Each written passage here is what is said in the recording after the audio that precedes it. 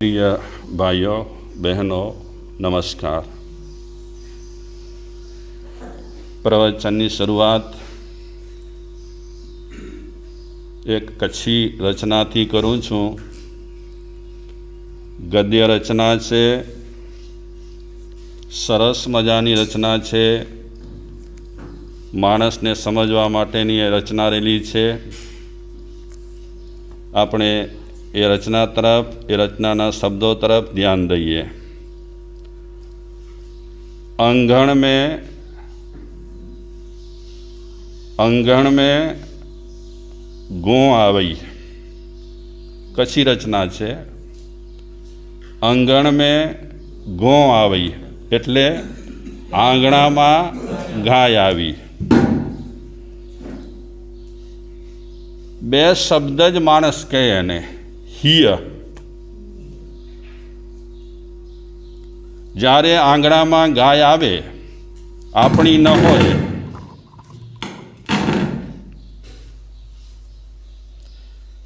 ए गाय अपनी न होय अने एने वाळवी होय, अपना घर थी अपना घरना आंगणा थी दूर करवी होय तो फक्त आपणे बेज शब्द बोलीए हिय। हिय क्या ता हलई गई, ए गाय चाली गई। पछी तमे मन में एम विचारता हशो कि घणी गायो छे ने नसडी होय। हिय कहीए तो पण आंगणामांथी जाए नहीं, पण लगभग जनरली आ बे अक्षर थी बे शब्द थी ज बे अक्षर शब्द नहीं बे अक्षर थी जे चाली जती होय। क्यारेक धक्को मारवो पड़े, क्यारेक लाकड़ी उगामवी पड़े, पण लगभग ए चाली जाए। अंगण में गो आवई हिय क्या ता हलई गई। ओसरी में कोतो आयो, ओसरी में कोतो आयो, कोरचो कोते के हाँ हड़ हड़च्यो ता भजी व्यो। ई कोते के हकलेला करी पण ब अक्षर गणे थई पे। ओसरी में कोतो आयो हड़च्यो ता भजी व्यो। रसोड़े में मैनी आवई करचू मैनी हते तो अकलेला कर कहूँ। रसोड़े में मैनी आवई हिसक्यो तो वरी गई।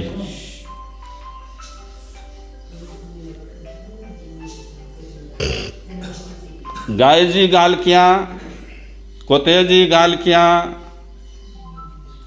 बिलाड़ी नी बात करी।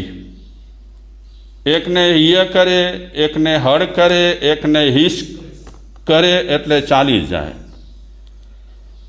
जगत जो कोई जीव जंतु माड़ू के जियान नतो करे। जगत जो कोई जीव जंतु माड़ू के जियान नतो करे। जगत नो कोई पण जीव जंतु छे ए मानस ने जियान एटले नुकसानी नहीं करतो। कोई पण जीव जंतु मानस ने नुकसानी नहीं करतो। अलबत्त माड़ू के हैरान करींदल माड़ू जाए, माड़ू के हैरान करींदल माड़ू जाए ने तेम जा छुटकारो मिले ने तेम जा छुटकारो मिले ता तेके चौवाजे मुक्ति, तेके चौवाजे मुक्ति। मानस ने हैरान करे छे, बीजा कोई जीव जंतुओ जेटला हैरान करता नथी एटला मनुष्य ने हैरान करी रह्या छे। अने एमांथी छुटकारो थई जाए तो एने कहेवाय મુક્તિ, મોક્ષ. શું કહેવા માગે છે આ રચનામાં? કે માણસ માણસને પરેશાન કરે છે. આપણને હેરાન કરનાર હોય તો બીજા જીવજંતુઓ નથી. આપણને હેરાન કરનાર હોય તો માણસ જ છે. તો આપણે વાત એટલા માટે આ કરી છે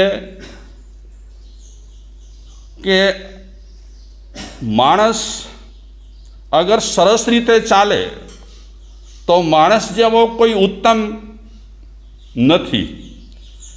અગર માણસ સરસ રીતે ન ચાલે તો ખતરનાકમાં ખતરનાક જંતુ રહેલો હોય, ખતરનાકમાં ખતરનાક પ્રાણી રહેલો હોય તો માણસ છે.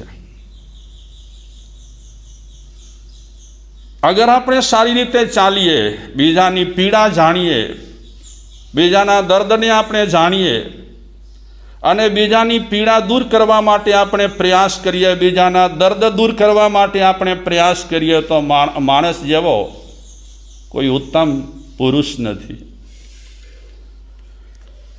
તો કવિ પણ એ સંદર્ભમાં વાત કરે છે કે ધરતજી દાસ્તાન નવે, કી ધરતજી દાસ્તાન નવે, કી માણસાઈજી ઘાલ નવે, કી માણસાઈજી ઘાલ નવે, એળે મેળાવે વેચ, એરે મેળાવે વેચ, તેજ વેઠે મેં કી માલ નવે.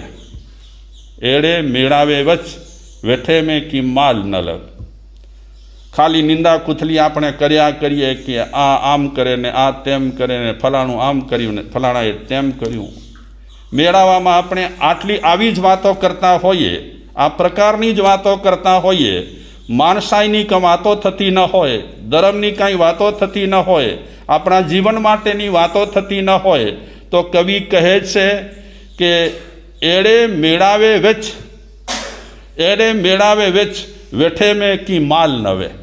આવા મેળાવા થતા હોય, એની વચ્ચે માણસ બેસે તો એમાં કાંઈ ભલીવાર ન હોય. હોય ભલીવાર?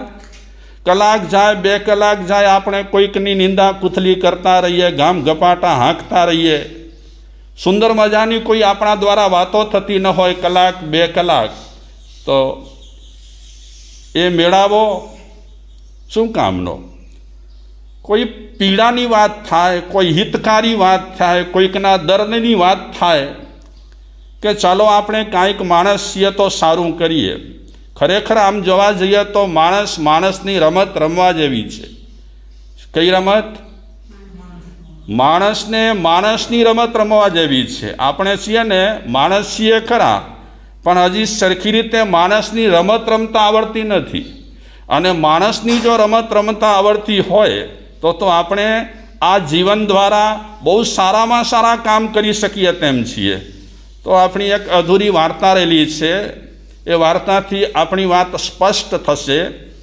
આપણા દ્વારા આપણે કેવા કેવા કામ કરી શકીએ, આપણાથી શું કામ થાય, અને તેમાં પણ સારા કામ માટે અમુક અવસ્થા રહેલી છે. આપણને સારા કામ કરવા હોય તો અમુક અવસ્થા છે. એ અવસ્થા વીતી જાય પછી આપણને ભાવના થાય ને સારા કામ કરવાની, તો પણ થઈ શકતા નથી. કારણ કે આપણું શરીર પછી સાથ ન દે. જ્યાં સુધી શરીર આપણને સાથ દેતો હોય ત્યાં સુધી સારા કામ થઈ શકે તેમ છે. ધર્મ ધ્યાનની જે વાતો કરી છે એ ધર્મ ધ્યાન પણ સશક્ત શરીરે થાય. અશક્ત શરીરે ક્યારે પણ ધર્મ ધ્યાન થઈ શકતું નથી. ન આપણે સાંભળી શકીએ સરખી રીતે, ન આપણે દેખી શકીએ સરખી રીતે, ન આપણે ચાલી શકીએ સરખી રીતે, ન આપણે સરખી રીતે બેસી શકીએ, ન સરખી રીતે આપણે કોઈક માનવતાની પ્રવૃત્તિ દોડીને કરી શકીએ. એ અવસ્થા પછી અંતિમ અવસ્થા રહેલી હોય છે. એ અંતિમ અવસ્થામાં તો માણસને પ્રભુ ભજન કરવાનું હોય બેઠે બેઠે.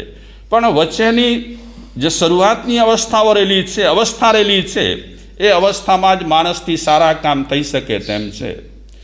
પછી આપણે ઘણી વખત ગીતમાં બોલીએ છીએ, બાલપણને યુવાનીમાં અડધું ગયું નહીં, ભક્તિના માર્ગમાં ડગલું ભર્યું, હવે બાકી છે એમાં દ્યો ધ્યાન, જીવન થોડું રહ્યું. પછી ગળપણમાં ગોવિંદ ભજાશે નહીં, લોભ વૈભવને ધનને તજાશે નહીં. બનો આજથી પ્રભુમાં મસ્તાન, જીવન થોડું રહ્યું. બહુ જૂનું ગીત છે, લગભગ લોકોને આવડતું હોય છે. કેવી સરસ મજાની વાત કરી દીધી.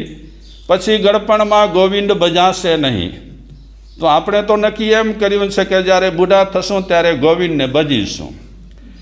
ગળપણમાં પ્રભુ વીર ભજીશું, ગળપણમાં પ્રભુ વીર ભજીશું. ખ્યાલ એ મૃગ જળ કેરા, આ તો જન્મ જન્મના ફેરા.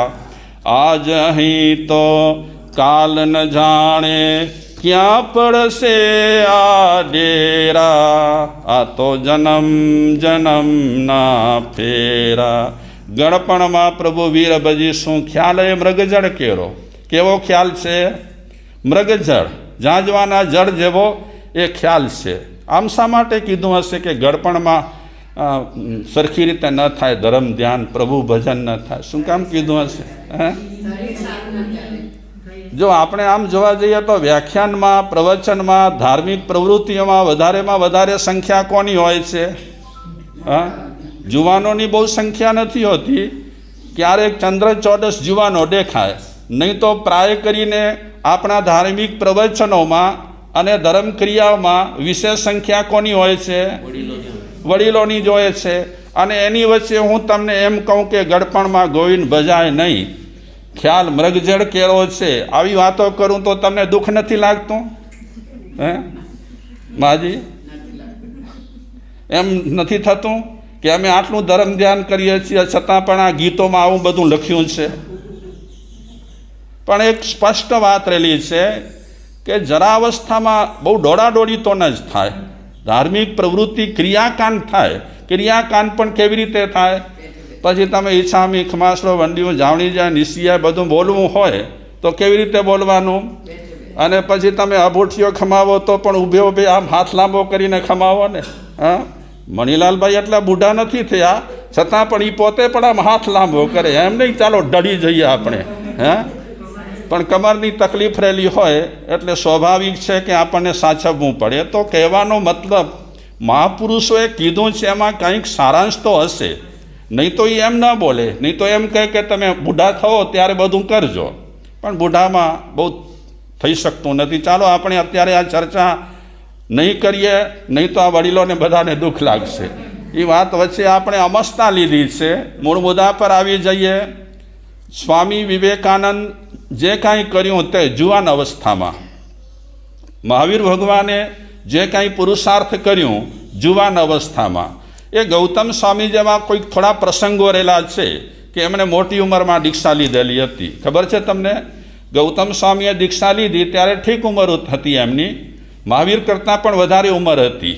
એ વિરલ કોક પ્રસંગો રહેલા છે અપવાદ તરીકે.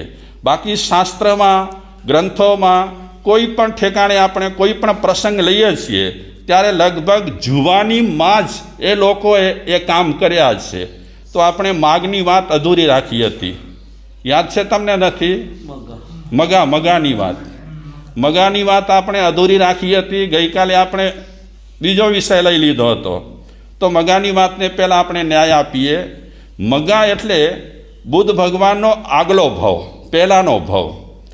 એ આગલા ભવમાં કેવા કામ કર્યા બુદ્ધના જીવે, જેમ મહાવીર ભગવાને પણ આગલા ભવોમાં સારા પણ કામ કર્યા, ખરાબ પણ કામ કર્યા છે. મહાવીર ભગવાને ખરાબ કામ કર્યા છે, નથી કર્યા? મહાવીર ભગવાનના જીવે તો કર્યા છે. સિંહ બન્યા છે ત્યારે મારફાડ કરી છે. ત્રિપુષ્ટ વાસુદેવ બન્યા હતા ત્યારે પણ એમણે ઘણી ખરાબ પ્રવૃત્તિઓ કરી છે. અને છેલ્લે લાસ્ટમાં આપણે પ્રસંગ જાણીએ છીએ, દગદગતા શીશાનો રસ પણ રેડાવ્યો હતો. કોના કાનમાં? ખબર છે તમને? સયા પાલકના કાનમાં આ મહાવીર ભગવાનના જીવે ત્રિપુષ્ટ વાસુદેવના ભવમાં કાનમાં ધગધગતો શીશો નાખવા માટે કીધું હતું. એટલી ક્રૂરતા હતી આ મહાવીર ભગવાનના જીવમાં. તો આગલા ભવોમાં સારું પણ આવે, ખરાબ પણ આવે, ચઢાણ પણ આવે, ઉતરાણ પણ આવે. એ રીતે બુદ્ધના જીવનમાં પણ પ્રસંગ બન્યો. જ્યારે એ મગા હતા ત્યારે 10-11 વર્ષની ઉંમરે, 11-12 વર્ષની ઉંમરે એમણે સારા કામ ચાલુ કરી દીધા. સારા કામ કરે છે. તો કયા સારા કામ કર્યા એમણે મુખ્ય યાદ છે તમને? એક તો સ્વચ્છતા અભિયાન એમણે ચાલુ કર્યું કે ઘરમાં સફાઈ રહેવી જોઈએ, ગામમાં સફાઈ રહેવી જોઈએ. હકીકતમાં સફાઈ તો જરૂરી જ છે. આપણે બોલીએ પણ છીએ જ્યાં સ્વચ્છતા ત્યાં પ્રભુતા. આપણે એ પણ કહેલા છીએ કે જ્યાં સ્વચ્છતા હોય છે ત્યાં લક્ષ્મીનો વાસ હોય છે, જ્યાં ગંદવાડ હોય છે ત્યાં એનો વાસ નથી હોતો.